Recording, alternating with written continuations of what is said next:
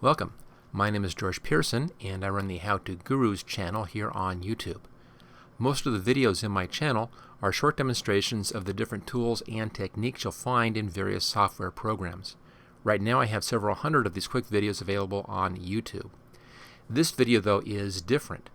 This is part of a new series of longer demonstrations that I'm doing to show you how to complete complex projects from start to finish using a variety of techniques and tools. All of the images I use in these projects are in the public domain, and I've included a link to the pictures in the video description in case you want to work along using the same images. Okay, let's move on to the project. In this Photoshop Elements text project, we're going to be putting text inside of perspective, like we have right here. The warriors, this is new text that we're going to be creating, and over here where it says revenge on the back of the ship, we'll be creating that. So we'll be coming in and actually creating new text. Let me show you the originals in here. On the boat, here's the original. It's called the surprise.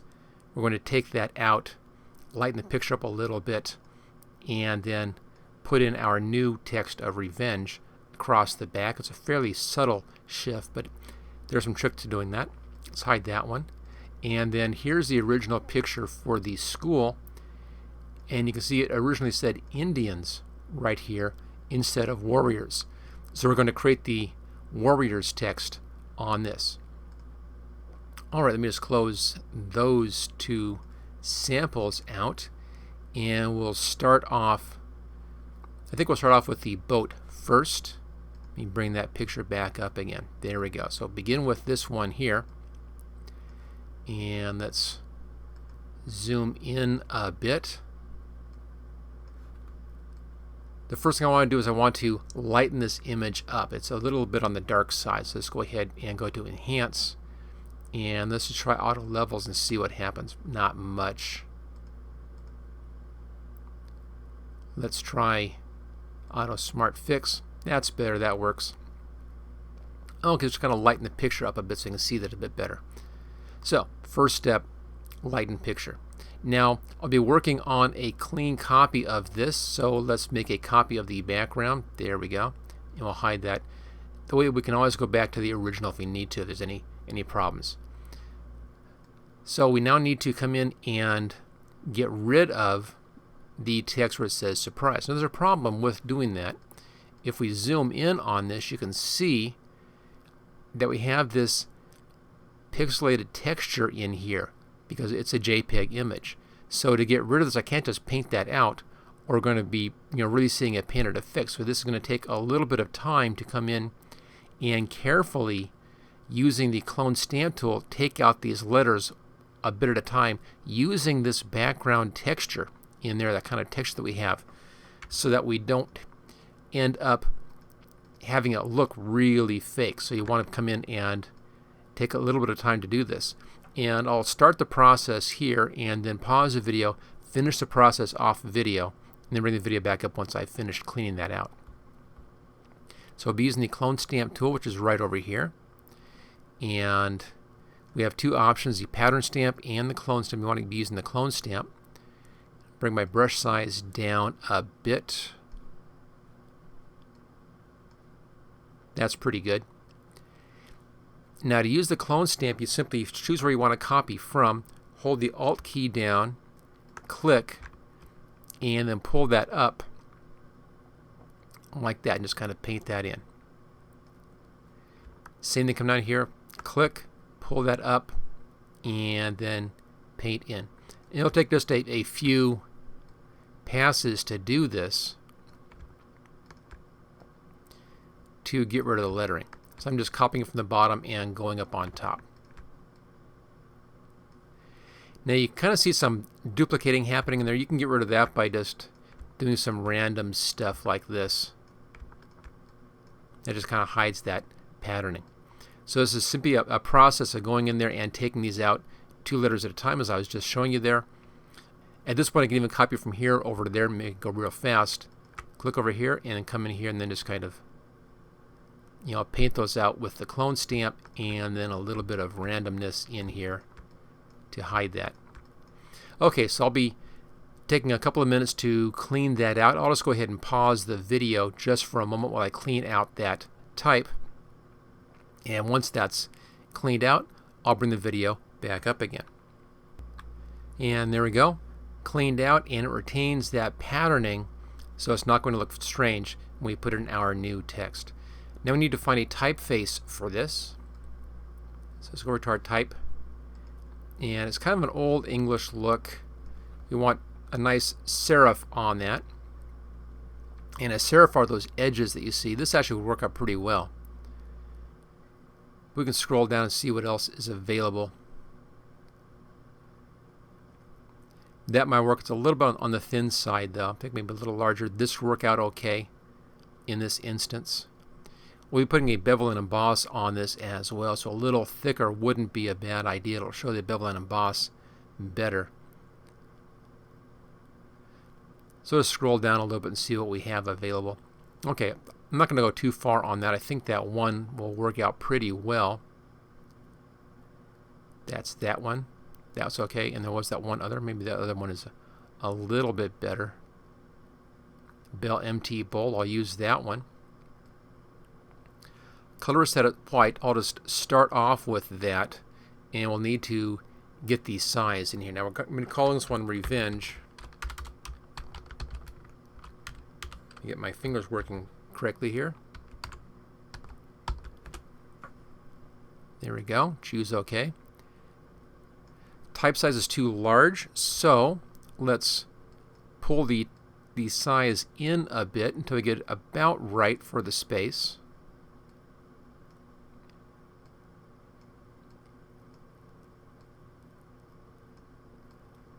Kind of in there somewhere is pretty good. So there's our basic position. Now after we make our adjustments on this text, we're going to want to come in and then put our bevel and emboss and our coloration on the text as well. But let's get our shape in first. Notice there's a slight curve in here, and notice the angle here and the angle over here. Our text should be at that angle, and then it should have a slight curve to it. So that's two steps on this text. So the first thing is Image, Transform, Skew, and this we can grab the top and actually pull the text over like that so that it's at the right angle. So that kind of matches this side and that side. Now next thing we want to do is we want to put that curve into the text, and we'll do that with the type warping tool. Click into your text, and then right down here is a type warp. Bring that up. This will be a real subtle warp. I'll do the arc. It's way too much, obviously. Let's just bring that down. I want just a little bit.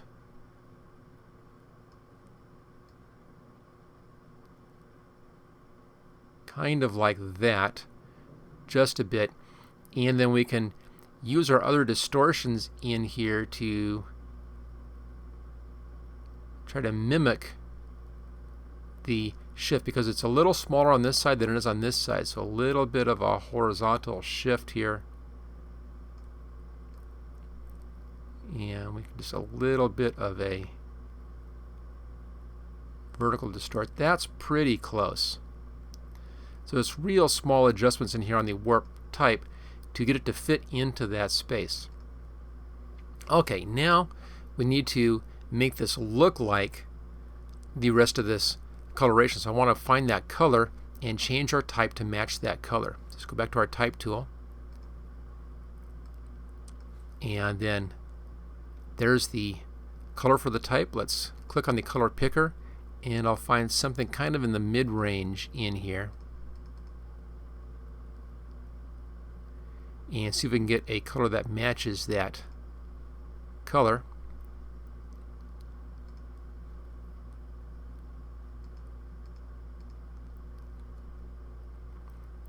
Let's just see what we have on this, what our choices are. And they're going to modify that a little bit. So that, I think, is pretty close right there. Let me choose that one.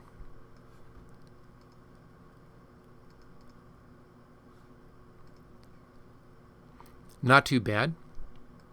We now can come in and then modify this color.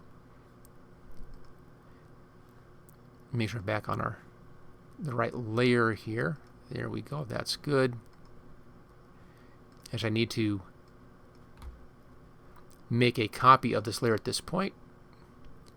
Like that. Let's hide that one, and we're going to simplify, right click and simplify so I can do a hue saturation shift on this. Just color, hue saturation. So now we're going to just kind of tweak this until I get the right feeling.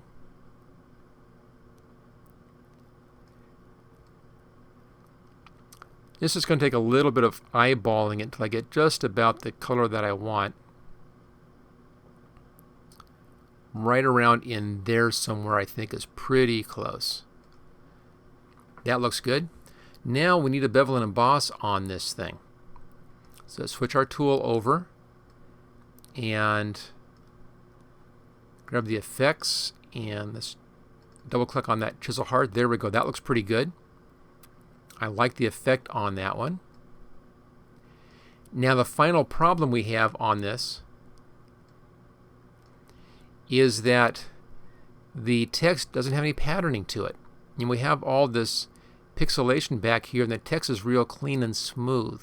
So we want to match that pixelation as well, and that's going to require putting noise into our text.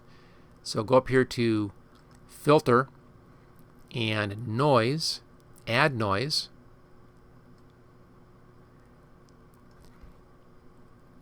Now it's a matter of just coming in and putting in just a little bit of noise effect. Let me try the Gaussian effect here. And it's a very small amount, as you can see. There's a little bit of noise on there. That looks good. So we've kind of matched that patterning. But notice it's too crisp now. It's too sharp. So the last trick is to just soften the lettering up just a little bit. So again, Filter, Blur, Gaussian Blur. That's way too much, obviously. Let's bring it way down to the beginning. And I'll pull this up just ever so slightly.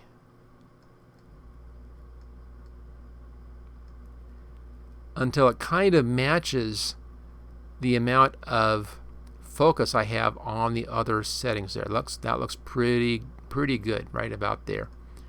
So there we go. That's putting in new type here and matching it. And now if I zoom out, you'll see how well this works. Just zoom out. Let's go to our layers again and click on the background there so you don't have that. And let's zoom out one more touch. There you go. You'd really never know that that wasn't there to begin with after we came in and did all of our just little adjustments on that. So pretty straightforward, as you can see on this one. The real thing to learn from this is that a lot of these adjustments that we did, we just kind of eased into them. Just a little bit of softening, just a little bit of the texturing in there, a little tweaking on the hue saturation to get the color exactly right until we had that looking very authentic. So see if we can get so you can see the original. There's the original, and then here's the new version. So again, original and new version. I think that looks pretty good. Okay, let's now move to the second half of this training video, and we're going to work on that school in here. Take out where it says Indians and put in warriors instead. And let me just get this one out of the way. I think I'll actually save this. I'll just do a file, save, and let me put it in the right folder. There we go. This will be on the, with the file as well, so you can go ahead and look at that original. Okay, so let's now zoom in on this one and take a look at our problems that we have to solve here. Anything like this, it really is a question of examining the image and then finding the right set of solutions to work with that image. Okay, again, notice that we have a couple of things going on here. It's at an angle. That's pretty easy. That's just a skew and a slight italicized in there. Notice that there's a slight shadowing in behind. We can do that. But you can see the bricks of the shadowing, so it's a fairly transparent shadow, just a little bit of darkening. Of course, has a certain typeface to it and a certain color to it. Also, notice the discoloration. This is a lot brighter over here than it is in here and there. So there's kind of a random discoloration in there on this. And of course, it's not perfectly in focus either. It's a little bit soft focus. So several things to deal with on this one. And we'll have to remove this like we did on the boat to put the new text in. In this case, though, let's see how close we can get to matching this typeface. I'm not really going to be concerned about making it an exact match because, of course, this type over here doesn't match that. That makes it easier. I see something which is reasonably close, and it will be just fine since there isn't an exact match on this. If this had the exact same typeface as this, it would be a more difficult job because we'd have to match the typeface exactly. In this case, we're going to be removing all of this and putting in our new. So we can really use any typeface we want to, but we'll see how close we can get. Now this is a fairly blocky typeface with fairly blocky serifs on it, and I think we can figure that one out. So let's go here to the type tool, and I'll put that right over there as a reference. There we go. And let's adjust our color to kind of a nice yellow. I'll do a brighter yellow to start with. We'll adjust the color as we go.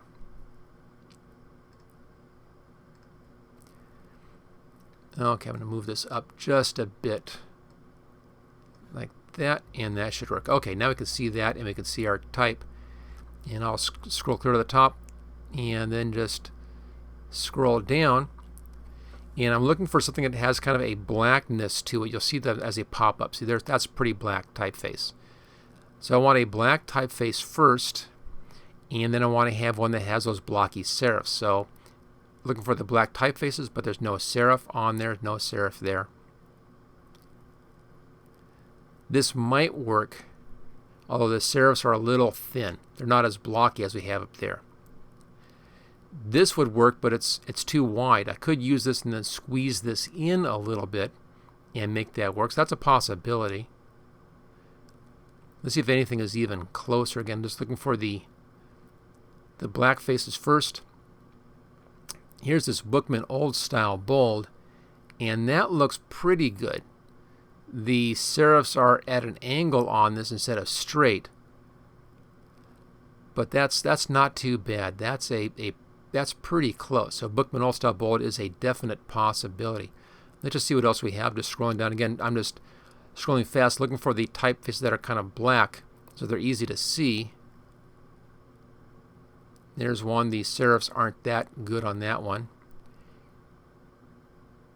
There's one that's even better, actually. I think I like that one. That looks pretty good. Or this. This is a little better here. So we'll use this one. We'll use the Clarendon Black BT. I'll put it in bright yellow, and again, we'll modify that as we need to. Now, there's the cursor insertion point, so our typeface is far too big, so far too large. Let's just bring the typeface down. There's 24 point. Let's see if we can bring that down to 9 point. Maybe too small. I'm going to try 12. We'll do it all uppercase.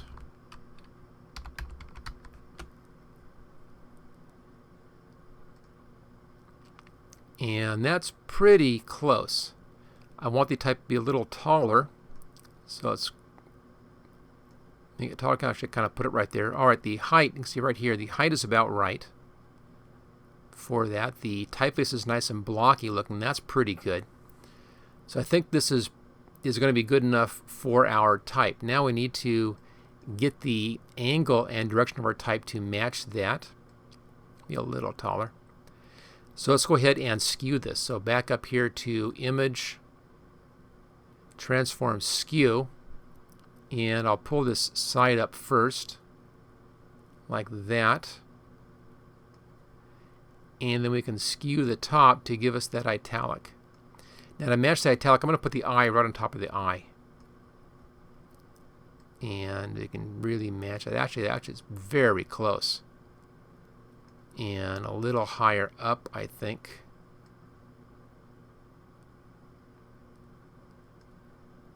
To get our positioning right. And that's pretty good. That's just about in exactly the same alignment as that one is. Okay, so we have our basic type ready to go. It's in the right size. It's the right typeface. The slant looks good. Our skew looks good.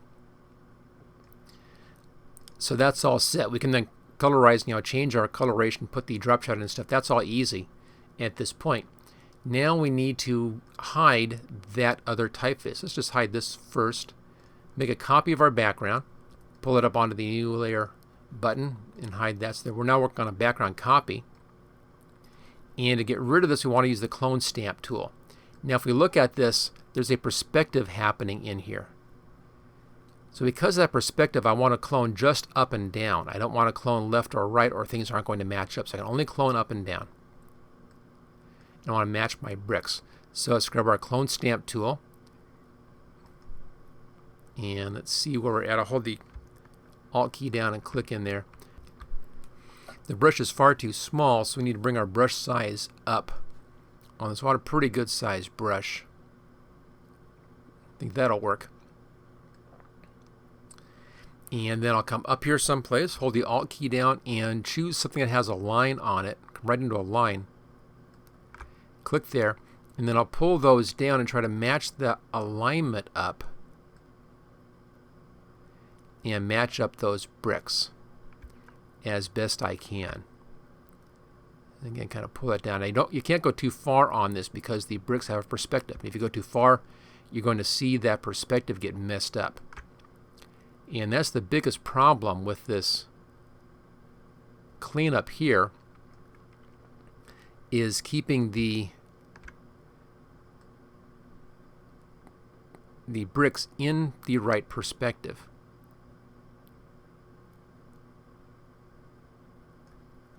It's beginning to go off in there. So I'm going to grab a little bit of this and kind of patch that spot up right there. Okay, let's grab from the bottom down here and try to pull that up a little bit. And again, I'm trying to match the bricks as well. Luckily, we're putting text on top of this, and that's going to help hide any little issues.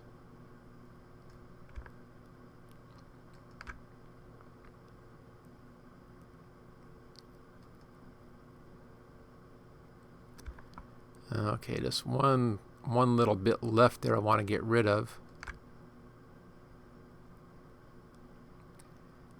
Again, just trying to match up the bricks. And a little bit right there. And there we go. It's a little bit rough right in here. Let me see if I can clean that bit up in there.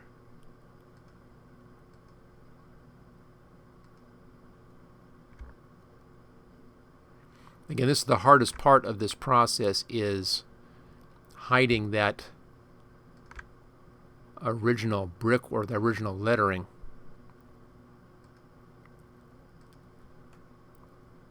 Okay, I think we're there because lettering will be on top of that and it's not going to show. So a little very careful clone stamping to try to carefully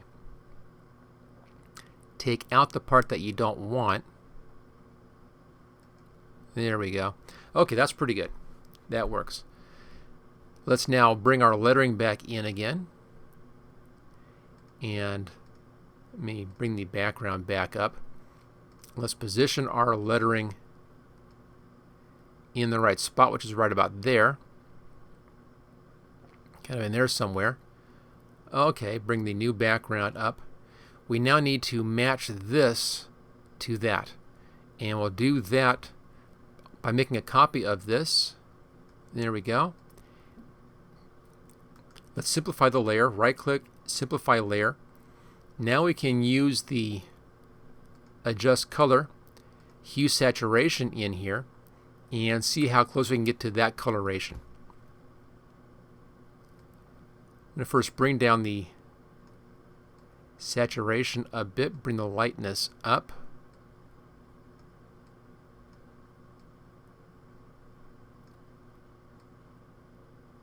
Kind of in that range. The color is off, so I need to make that color warmer. Let's just see if we can find that. It's in here somewhere. A little more saturation. Now I'm just eyeballing this and trying to get as close as I can to that effect.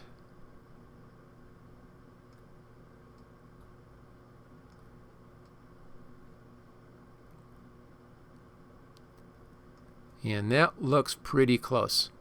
Again, just eyeballing that. Choose OK. So there is the basic lettering. Now we want to have that slight shadowing in behind, and it's kind of an offset. A couple of ways of doing our shadowing. One is to actually just do a drop shadow, and we'll try that first. Other way, if that doesn't work, would be to make a copy of this layer, give the copy a darker color, and then offset it in behind and do it that way. So there's a couple different ways of doing your drop shadow. So we'll try the easy way first. Hopefully this will work out just fine. Layer style, style settings, drop shadow.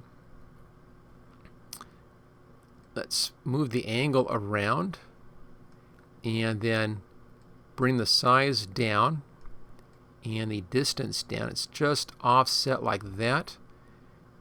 Bring down the opacity.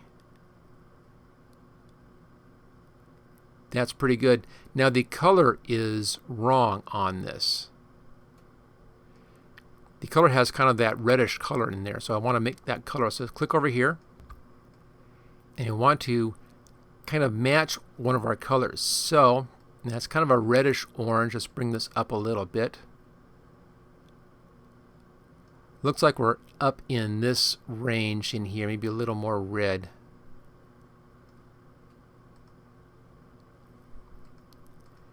And somewhere in there. Notice how that changes the color of that shadow, and it now looks much more like the original. I think that's pretty good in there. Maybe a little darker.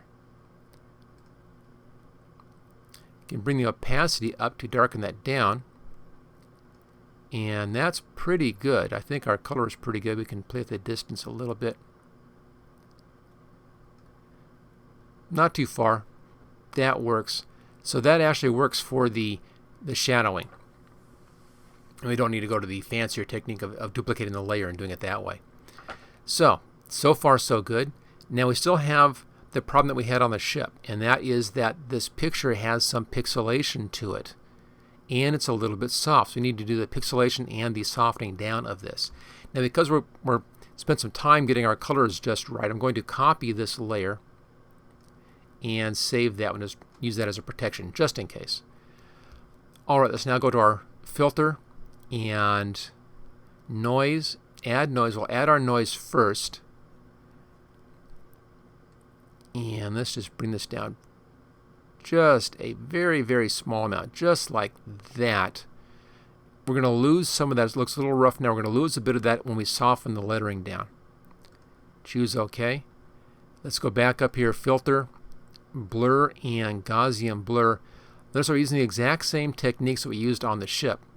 Actually, the same setting even works. That blurs that out just enough, and that looks very much like that lettering now. I think we're very, very close. The coloring is off maybe just a hair. Maybe just a touch too blue. I could bring that up just a little warmer on that, make it perfect. But I think we're actually just about there. Okay, let's just zoom out a little bit. And there we go. We've placed in our new type. It matches the old type, and it looks as if it actually is sitting on that building just like the original one was. Now again, as you saw this, it isn't a difficult process, but it is a process of paying attention to all the little details, getting the little details exactly right. So there you go. That is how to do text in perspective. Okay, now that that's all finished, let's just talk about the last little touches that you may want to do on this to make it just a little bit better. Now, as you recall, when we were first talking about the text, I mentioned that some of the letters were a little darker on some of the ends, or a little lighter on some of the ends. We can mimic that a bit by coming in here. And let's go back up to our layer. That's the one right there. Just double check that. Okay, that's the one. And then going over here, we have a couple of these tools. The burn tool and the dodge tool. The dodge tool will lighten things up. The burn tool will darken things down. So using a pretty good sized brush and fairly low on your exposure, I have it at 26 and 26 for the size. Soft edge brush. Looking at our highlights, you can do highlights, shadows, or midtones. We'll do the highlights. And this is the burn tool. It's going to darken things down a little bit. So I'm just going to come in here. I'm just going to come in and just hit a few spots just like that. Kind of darken down just a few spots in here. Let's now change to the dodge tool. Do the exact same thing. And just to dodge a couple of spots in there. And that lightens it up. It just puts a little bit of variation on the coloration there. It's real subtle effect, as you can see. But that little bit of variation will make it look that much more realistic once we zoom out. I'll just hold the Alt key down this time and zoom out. So you see a little bit of darkening down right there, a little bit of darkening down right there and up there. Those little things that tells the eye, okay, it must be a little dirty up there. The sign's a little old, a little dirty.